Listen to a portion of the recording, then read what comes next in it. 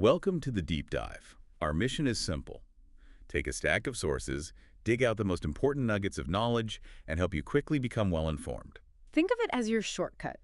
We sift through the material to find the surprising facts, the key insights, and, well, just enough context to get you hooked and understand what really matters. And for this deep dive, we're cracking open excerpts from the book Delivering Happiness by Tony Hsieh. Right. We're not trying to give you a comprehensive corporate history or, a full autobiography. Instead, we're focusing on the highlights from Tony's path.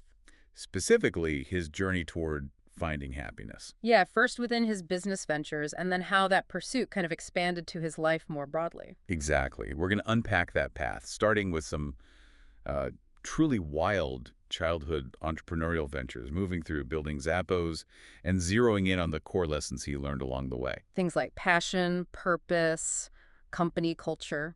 And ultimately, what genuinely contributes to happiness, both personal and professional. Get ready, because this story isn't just about e-commerce. It's packed with surprising pivots, moments of near disaster, and insights into how a radical focus on company culture and customer experience can completely redefine success. Okay, let's unpack this.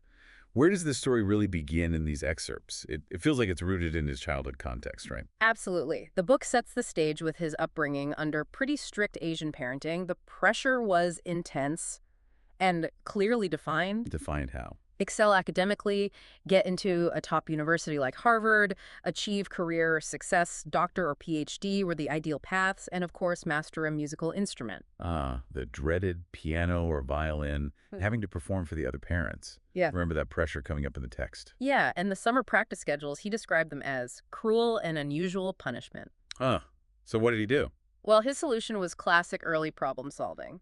Figure out how to record himself practicing so he could just play it back later. Efficient? Maybe, but definitely not the spirit of the rule. Definitely not. But his entrepreneurial spark showed up even earlier, before the music practice hacks. The worm farm. That plan was ambitious. A worm farm? Seriously? Ambitious, and maybe a little misguided in hindsight. The initial plan was to cut worms in half to double their population. Oh, man. Which he quickly abandoned, or feed them raw egg yolks based on athlete diets to make them reproduce faster. And the outcome? Let me guess. Complete failure, yes. But the source emphasizes the lesson wasn't just the failure itself, it was how he felt about it. How so? He felt genuinely bad about failing, and he explicitly connects it to Thomas Edison's perspective that failure isn't the opposite of success, it's part of the process. That idea seems pretty foundational for him. It definitely echoes through the rest of the story. What came after the worms, that couldn't have lasted long. No. Then came the Gobbler newsletter. He tried selling copies to friends for $5 each. Which I imagine quickly hit a ceiling based on the size of his social circle. Precisely. He realized he either needed a lot more friends or, well, a different revenue stream. That led him to sell ads to local businesses for $20. Advertising. And that moment, selling the ad to the barbershop was the real eye-opener, wasn't it? Realizing the power of advertising revenue, making $100 felt like a fortune. Yeah, for a kid, that's huge. Exactly. That experience led him to the button-making mail-order business. He saw a classified ad in Boy's Life, sent away for a kit. How much did that cost? Invested $100 between the kit and parts. He promised his parents he'd pay them back after 100 orders. His parents, predictably, were skeptical, but they allowed it. Yeah, as a reward for good grades. And then boom. Pretty much. Business doubled overnight with the first 2 orders, then grew rapidly to 10 orders a day. He was pulling in $200 a month in middle school. That's serious money for a kid, but time-consuming, I bet. Oh, yeah. Up to an hour a day, 4 or 5 hours on weekends. So he took another entrepreneurial step, investing $300 in a semi-automated machine to boost efficiency. Smart move. The key takeaway from that whole experience, according to the book, was realizing you could build a truly successful business through mail order without needing any face-to-face interaction. And he even outsourced. He figured out how to outsource the labor to his younger brothers. Which I'm sure went smoothly with sibling dynamics. Brief chuckle, one can only imagine.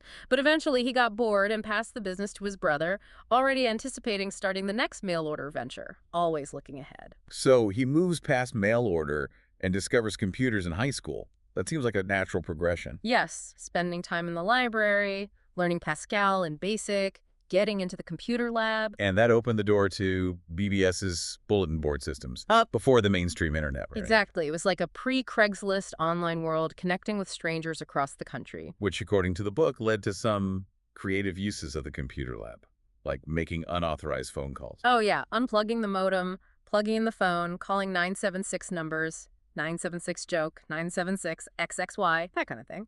Oh, wow. And that story about pretending to be older. Yeah, that specific moment where he had to pretend to be older, shouting 21 years ago into the phone.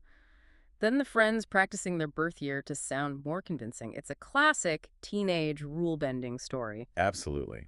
But alongside that, he also got into theater, which seems like a completely different world. It does. Learning Morse code for a ham radio license, volunteering for a haunted house tour guide, operating the light board, even a magic act. That theater involvement is interesting because it wasn't about making something tangible like buttons. Right. It was about creating an experience and shared memories for people. A subtle thread that maybe connects to Zappos later. That's a great point. It wasn't about the prop, it was about the show. He had some interesting jobs, too. Video game tester for Lucasfilm sounds fun. Fun, but only $6 an hour. Right, low pay. Yeah, fun, but not lucrative. Then computer programming at GDI, $15 an hour. Good money. Writing software for forms. And even there, he found ways to inject fun, like the teacup of ice cubes prank at GDI. Good to know he didn't get fired for office shenanigans. Thankfully not. But he missed the excitement of the mail order business. That nostalgia led him back to browsing the classifieds. And contemplating selling a magic trick involving dental dams. Seriously? Yes, a highly non-traditional product for a magic trick, but with potential. And that's where he had another key business insight. The beauty of high average selling prices and high gross margin. Right, pricing a $1.20 item at $10. Even with $800 in ad costs, the profit potential was massive. He saw the leverage in that model. Next stop, Harvard. His parents' dream, right? For the prestige. Exactly. And a sudden jolt of freedom compared to the strict rules at home, going from 1 hour of TV a week to watching 4 hours a day.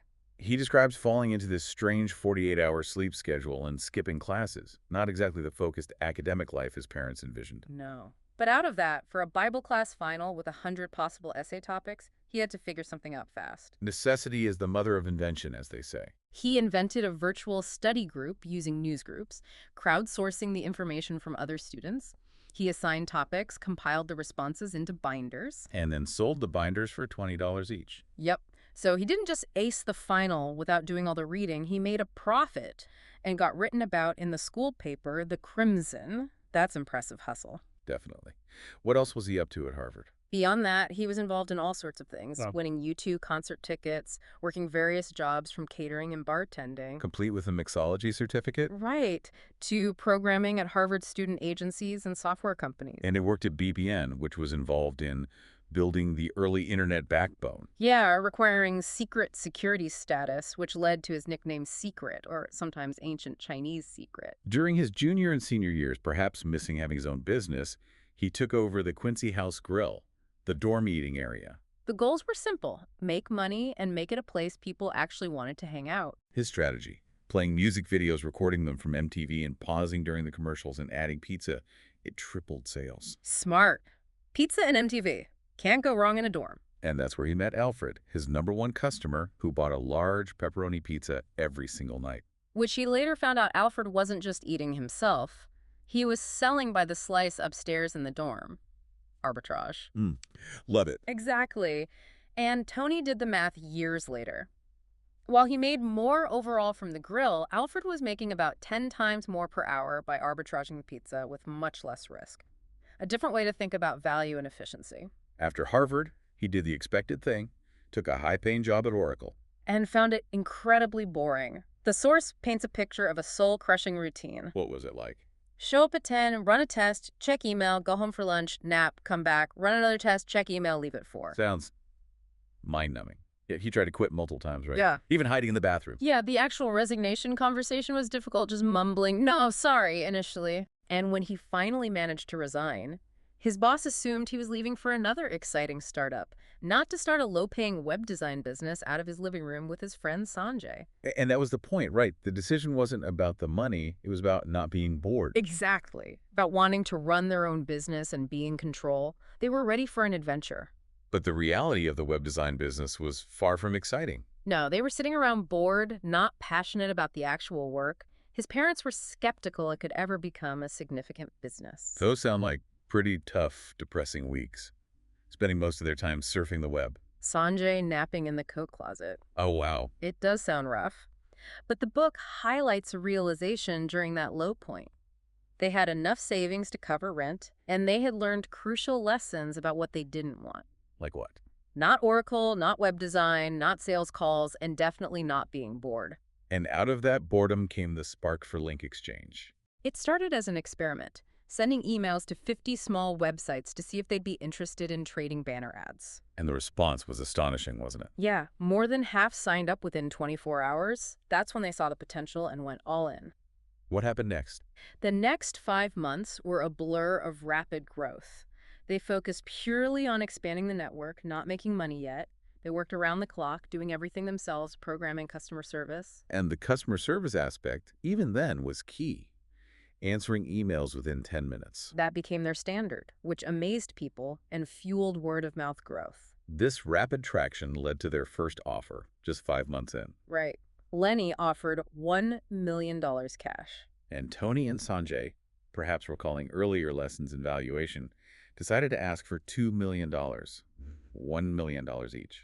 Their negotiating position was powerful because they genuinely didn't care if the deal happened or not. They were happy either way. They weren't afraid to walk away. So they didn't sell then. Nope. They started bringing in friends like Hadi, who was interested in magic, and Ali. The stunt double guy. That's the one. He had interviewed for jobs for Sanjay in college. Ali became the third partner. Wow. They opened an office in San Francisco, quickly grew to 25 employees, mostly friends, and they met Jerry Yang from Yahoo, who was a massive dot-com celebrity at the time. They hoped for an advertising partnership. But the surprise wasn't a partnership. It was an offer from Yahoo to buy Link Exchange for $20 million. The immediate reaction was, wow, thank goodness we didn't sell for that $2 million. I bet. Must have been a crazy decision. The next few days were filled with angst, talking to the employees, the three partners wrestling with the decision. Tony did that thought experiment right. Yeah. What would he actually do with $20 million? Yeah. Buy a condo, a home theater, take some vacations, get a new computer, start another company. And he realized his list was short, and he could already afford most of those things with his savings. He was already running an incredibly exciting company. Selling it just to start another one felt silly. Lenny's words about Link Exchange being a once-in-a-lifetime opportunity kept echoing. Right.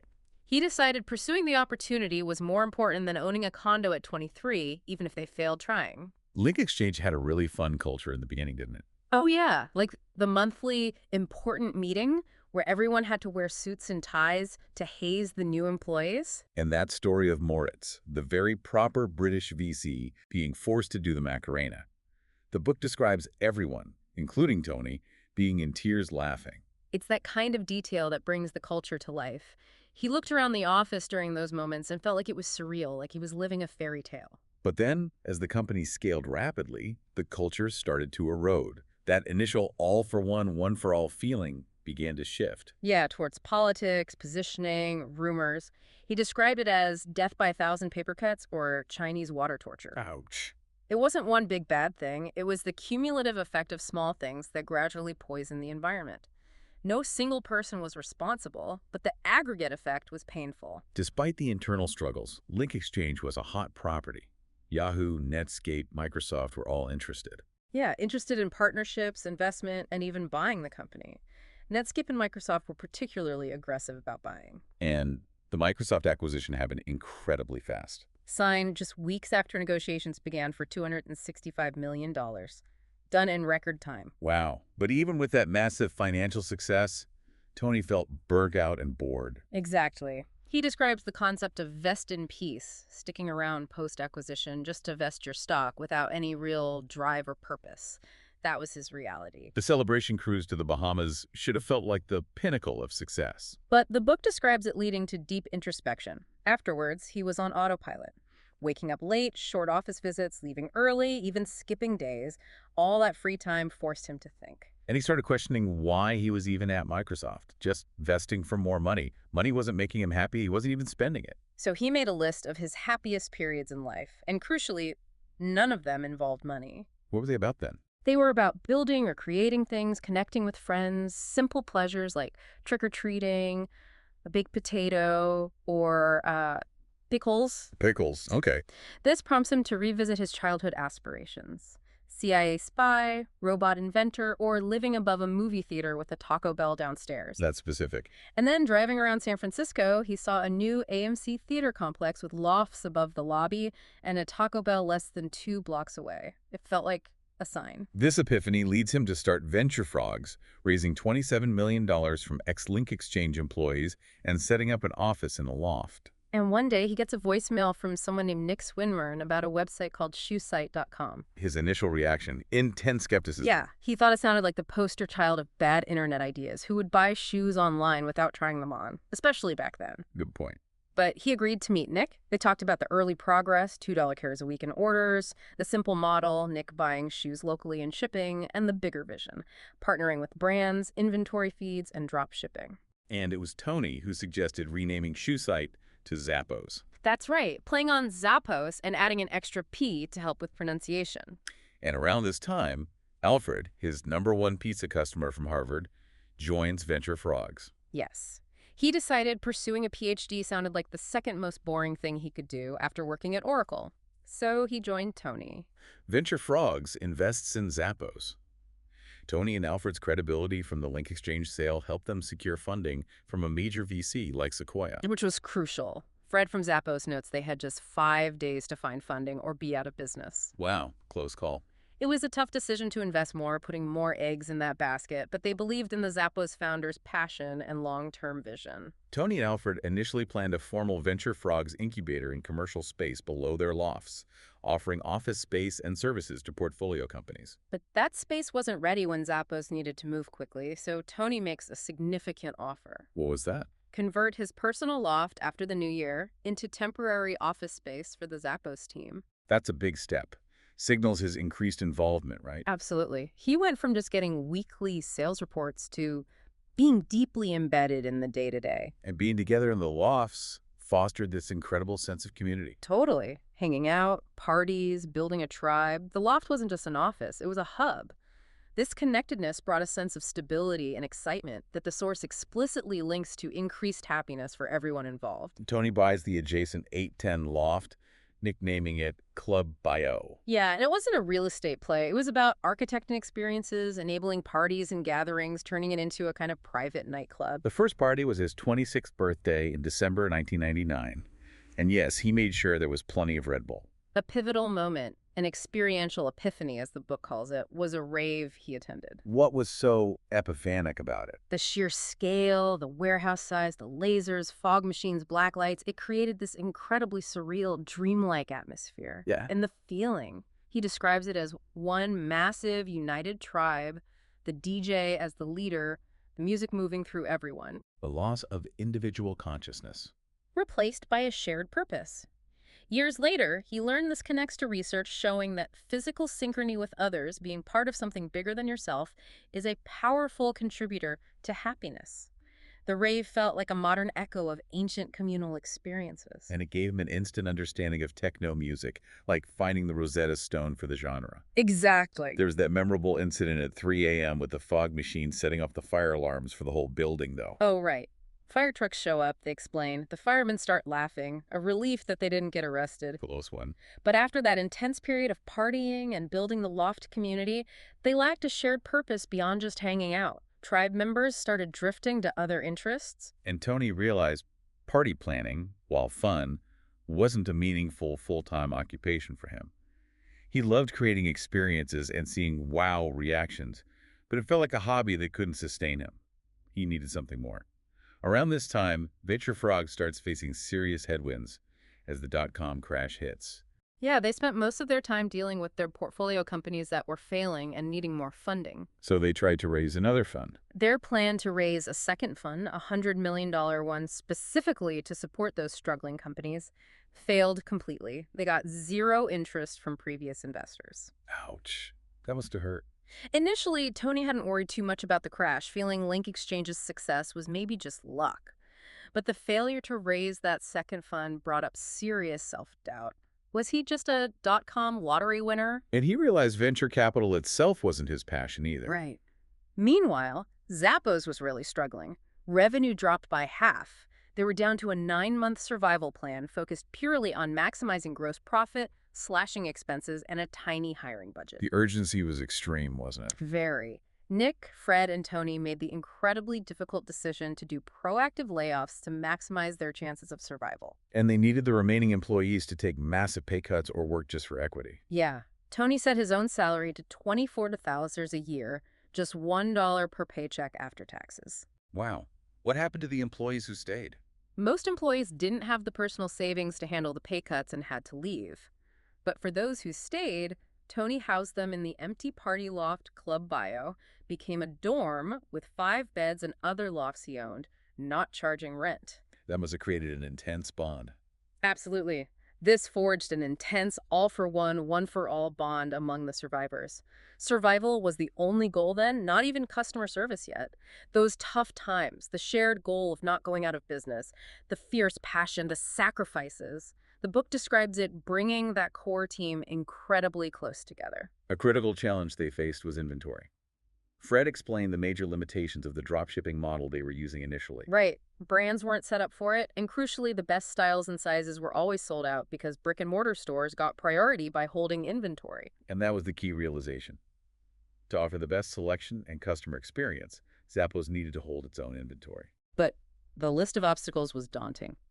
Hiring a buying team, convincing brands that only sold to physical stores, updating software, needing a warehouse and staff. Needing a physical retail store, which many brands required. Exactly. And finding the immense amount of cash needed to buy the inventory itself. How did they tackle that? They got creative. Right. First, turning their office reception area into a mini store, just to technically meet the requirement. Fred says it was weird for the moviegoers in the lobby. Oh, bet it was. But it worked enough to start. Then, finding and buying a real physical store, cheaply, in a small town called Willows, California. This was their grandfathering strategy to get brands to sell to them for online distribution. This move to inventory was their bet the company plan, wasn't it? Pretty much. High risk, absolutely, but sticking solely to dropshipping was a slow death. Tony makes the decision to sell almost everything he had left and put the proceeds into Zappos, betting the farm. Reckless or right? He acknowledges it looked desperate and reckless to outsiders, but internally it felt like the right path. He believed in Zappos and in Fred. So they implement the pivot. The mini store in reception works. Sales pick up after the first inventory shipment. Fred signs up more brands. And shoes start taking over the office space. They buy the small store in Willows from a retiring owner, getting it cheap. And the inventory strategy starts paying off. Sales grow rapidly. From $1.6 million in 2000 to $8.6 million in 2001, combining drop shipping and their own inventory. But they still weren't cash flow positive, right? No. The cost of buying inventory to keep up with the growth was astronomical. So they decided to move their inventory operation again. Yeah. From Willows to a professional warehouse service called eLogistics in Kentucky, close to the UPS Worldport hub for faster shipping. Planning the move sounds intense. 40,000 pairs of shoes. 5 semi-trailer trucks, everyone pitched in, packing boxes. The last truck left right on schedule. Man, disaster strikes. Oh yeah. One of the trucks catches fire on the way to Kentucky, destroying 20% of their inventory. $500,000 retail value. Devastating. How did they handle They it? had to contact 20% of their customers, some threatening to report them to the Better Business Bureau. They scrambled to make it right, but it was a huge setback. And then they discover the logistics facility itself is a mess. Exactly. They'd oversold their capabilities. Keith, from the Zappos team, goes to Kentucky to fix things, ends up staying for weeks, living out of a Walmart. The problem was much bigger than anticipated. This leads to another cash crisis. Down to less than 2 months of cash left. And Tony makes that massive sacrifice again, putting the party loft, Club BIO, up for sale. When no offers come, he tells the agent to drop the price by 40% below what he originally paid, a huge personal loss. He tries to rationalize it right, saying Zappos will be worth more later. Yeah, tries to sound confident. But the book describes it as incredibly stressful, a race against time, worrying if the eLogistics move was the wrong call that doomed them. He had a trip planned to climb Kilimanjaro during all this. He did. He considered canceling, but realized he couldn't actually do anything more to help remotely from California. So he went, leaving instructions with his dad to accept any offer on the loft. The climb sounds grueling. Rain, high altitude, feeling isolated. He compared it to solitary confinement. 8 layers of clothing made simple things like bio breaks awkward. He needed mental distractions, doing imaginary round trips in his mind. He thought about turning back. Yeah, but was glad he wasn't alone. He started appreciating the most basic things, just dreaming of a warm shower or a good meal. He promised himself a specific meal, a turkey melt dipped in chicken noodle soup. That's oddly specific. And from the mountain, he called his real estate agent to lower the price again. The offer finally came weeks later, when Zappos had only 2 weeks of cash left. Yes, 40% below his original purchase price, but he accepted immediately. No time to negotiate. Signing those papers must have been tough. The source describes signing the paperwork as tough, trying not to dwell on the financial loss or the memories associated with Club Bio, the parties, the fire trucks, the people. So with e-logistics failing, they decided to run their own warehouse. Exactly. Keith finds an empty 50,000 square foot space in Kentucky, strategically located near the Louisville airport where UPS Worldport is. They sign the lease. Keith flies home just to borrow a printer and fax machine. Because they need them immediately. And Tony drives Keith's truck back to Kentucky with him to help get the new warehouse set up. What was the priority? Their absolute priority was operational efficiency in the warehouse, checking in inventory within hours, and shipping quickly and accurately. That was the foundation they needed. That drive to Kentucky sounds intense, 20 hours straight. Trying everything to stay awake, energy drinks, blasting the AC, music, Keith splashing water on his face. And Tony thought it was sweat. Tony wakes up at one point and sees Keith soaking wet, thinking it's sweat from the effort, asking, "Why are you so wet?" Just this shared delirium of exhaustion. Amidst all this operational intensity, Fred suggests they expand beyond shoes into handbags and apparel. And Tony thinks bigger. He applies a lesson from poker. Sometimes you change tables. They were at the online footwear table. Maybe it was time to move to a larger one. He connects this to a customer email about Zappos Airlines. Seeing it as related to delivering exceptional customer service, no matter the product. He's also reading Jim Collins' Good to Great and thinking deeply about core priorities. But while they're thinking big picture, the immediate payroll challenges continue. Oh, yeah. Revenue dropped temporarily after they stopped drop shipping for some brands. They had to figure out how to make payroll every single week. Sometimes that meant paying employees instead of all their vendors. Which wasn't ideal, but they felt they had no choice. They maintained constant communication with vendors, explaining the situation, getting extended payment terms. Fred decided who got paid. Based on relationships and who had called recently, it became a weekly, stressful routine, only able to pay about 70% of vendors on time. In parallel, they were in discussions with Wells Fargo, asking for a $6 million line of credit. Internally, Wells Fargo was debating whether to lend to this unprofitable internet company. But the Zappos team's genuine passion and the undeniable growth rate ultimately impressed them. It was a stressful, critical tipping point. And then, in June 2003, the call came. The loan was approved. Zappos was saved. The book describes this collective sigh of relief. Tony uses the Indiana Jones analogy. They narrowly escaped certain death at the absolute last second, somehow managing to keep their hats on. With the cash crisis averted, they set an ambitious goal for 2010. $1 billion in gross merchandise sales. And incredibly, they hit that goal 2 years early, in 2008. What was a key driver? The revolutionary customer service. Offering the best in-stock selection, yes, but also free shipping and free returns as standard, which was unheard of then. And then taking it a step further, surprising customers with upgraded shipping. Delivering shoes in 2 days when they'd promised 4 or 5, that's what created that wow experience people remembered and told their friends about. They saw every customer contact, thousands every day, not just as a cost center, but as a branding opportunity. Their call center was run with a branding lens.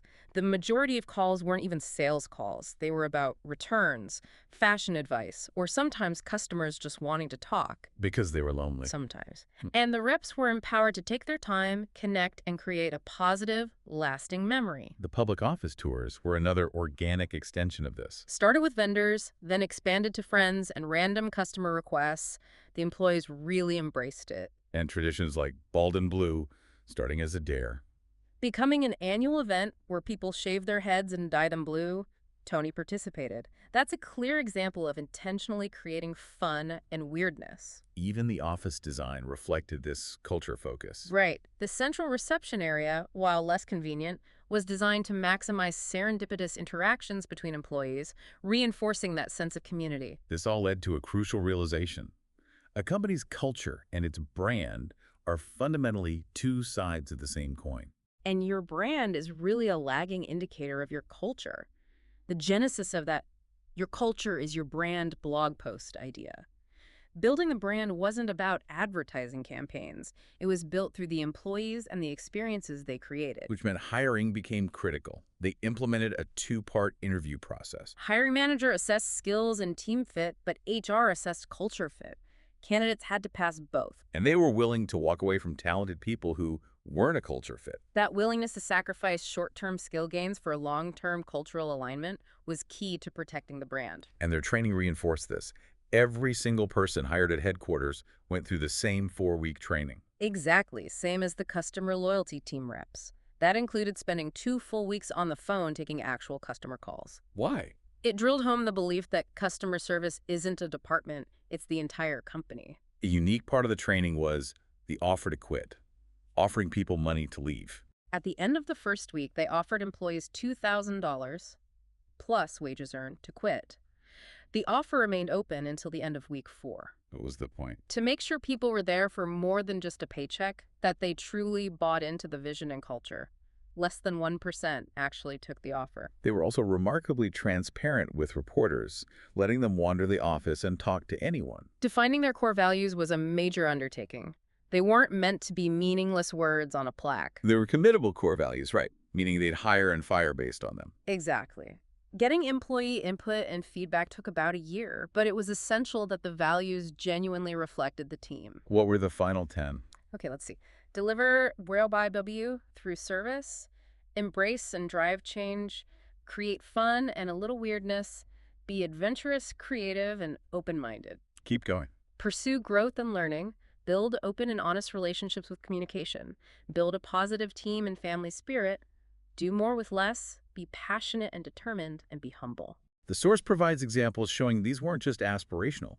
They informed decisions. Yeah, willing to make short-term financial sacrifices to uphold these values long-term. Employees had to sign a document acknowledging them as job expectations. Like Martha's random act of lowness. Right, buying items for a stranger, and how that simple act was remembered by the cashier days later, creating this ripple effect. And how change was often driven bottom up. Embrace and drive change was critical because stagnant companies fail. Others could copy their website or shipping, but not the dynamic evolution of their people, culture, and service.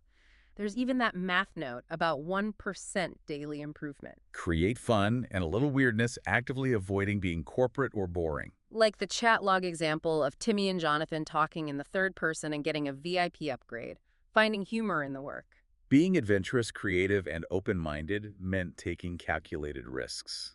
Like Christad in recruiting, applying this to HR, even trying a speed dating job fair idea, taking a chance in a typically stodgy department. Pursuing growth and learning was about continuous personal and professional development. Challenging yourself. It was seen as a joint effort to unlock potential. The difficulty was seen as a strength. Building open and honest relationships with communication was seen as a constant work in progress. Especially as they grew, but vital for everyone to understand how they fit into the big picture. Building a positive team and family spirit is really highlighted by Robin P.'s story. Describing Zappos as a refuge, a healing place during tough times, with support from her extended family. Doing more with less, combine that casual vibe with serious operational rigor. Hard work, efficiency, continuous improvement, seeing roadblocks as challenges. Penny Reed's story about saving small amounts, growing it, paying off bills, buying a house and boat. That encapsulates both doing more with less and the passion determination core value. Exactly. And yes, the final value, be humble, keeping perspective. Building vendor relationships was also a core tenet, heavily influenced by Fred's background at Nordstrom. Right.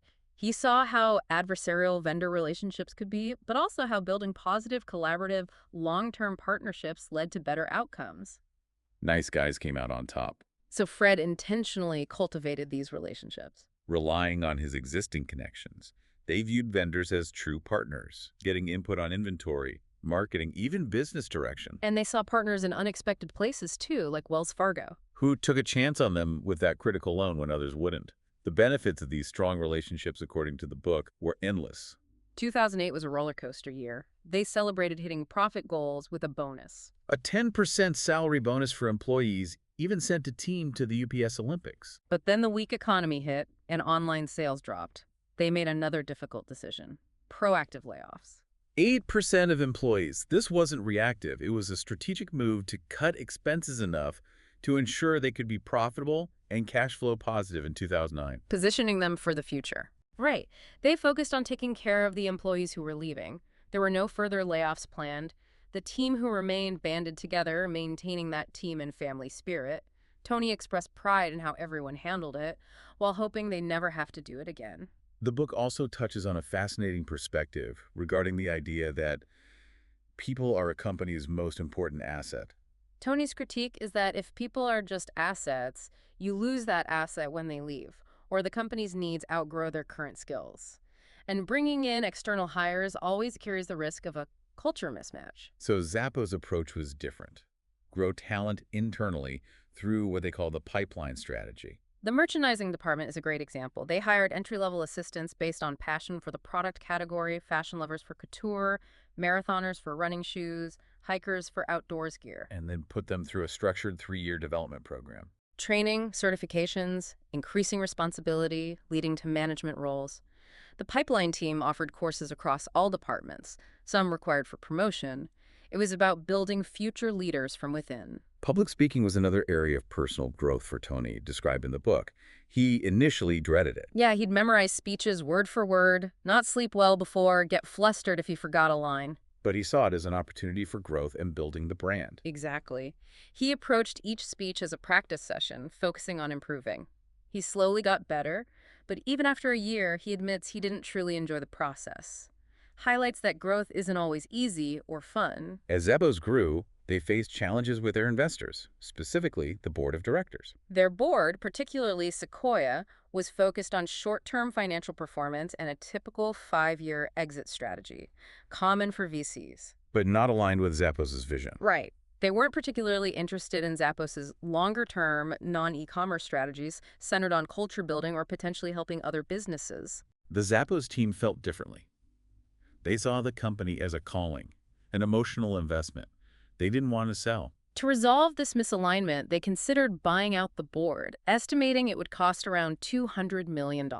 Wow. So they started looking for new investors. Private equity, other VCs, family businesses, individuals. During this search, Amazon contacted them, having been in touch casually for years. What made them consider Amazon? The decision points were clear, distilled into 2 questions. Would this accelerate the growth of the Zappos brand and mission faster than they could on their own? And would they retain control over their unique culture? And the answers were. After getting to know Amazon and their intentions, the answer to both questions was yes. So the deal happened. What were the terms? The deal allowed the Zappos brand to remain separate, gave them access to Amazon's vast resources, and critically, allowed them to maintain control over their culture, their mission, and even their own vendor relationships. Jeff Bezos even recorded a video for Zappos employees. An 8-minute video sharing insights and lessons learned from Amazon's journey, including their mistakes. Business reporters focused on Zappos as a leader with a unique culture and track record. In a post-acquisition meeting, Tony reflected. That if he had to start Zappos all over again, he wouldn't do much differently, having learned from mistakes. But he wished they had just done things faster. Finally, the source brings in research on happiness and the concept of fractals. Yeah, research shows that achieving common life goals like winning the lottery or making a lot of money doesn't typically bring sustained happiness for most people. Their happiness levels often revert back to baseline. This resonates with Tony's own experience feeling bored after the Microsoft sale despite the money. Exactly. It reinforces that external achievements aren't the source of lasting happiness. And fractals, they're patterns that look the same or similar whether you zoom in or out, like clouds or mountains. How does that connect? Tony saw a parallel, like profits, passion, purpose, fractal. Research on individual happiness points to pleasure, passion, and purpose as key components. And research on great, enduring companies also highlights profits, passion, and purpose. So these themes recur at different levels. From personal fulfillment to company success. The source is also sprinkled with quotes. From Winnie the Pooh to Lao Tzu and Buddha, reflecting philosophical ideas about persistence, presence, and happiness, weaving these broader themes through the business narrative. Wow. What a journey through the origins, struggles, and philosophical underpinnings of Zappos, straight from these excerpts of Delivering Happiness. It's incredible, isn't it, to see how that early entrepreneurial drive, layered with resilience through multiple moments of failure and near collapse, a willingness to make dramatic pivots, and that unwavering commitment to people and culture. Transformed what seemed like a crazy idea selling shoes online into a billion-dollar company acquired by Amazon. It was far from easy, wasn't it? From grinding through tough early weeks and near bankruptcy to literal truck fires, selling personal assets, navigating complex investor relationships. But the focus on that long-term vision, building genuine relationships, and creating those wow experiences for everyone they touched, that's what ultimately carried them through. And the core idea really did evolve beyond just transactional business. It became fundamentally about delivering happiness. Starting with the people inside the company, the employees, and then extending authentically outward to customers and vendors. Tony Hsieh's story, as told in these highlights, really does challenge a lot of conventional business wisdom and powerfully illustrates what's possible when you build a company intentionally around strong values and a vibrant, human-centric culture. So reflecting on this deep dive into delivering happiness, here's something for you to consider. How can you integrate passion and purpose more intentionally alongside potential profits in your own life or work? Yeah, what might delivering happiness actually look like in your world? Thanks for listening. Visit our library and subscribe below for more book summaries. This has been a Sprint Reads production.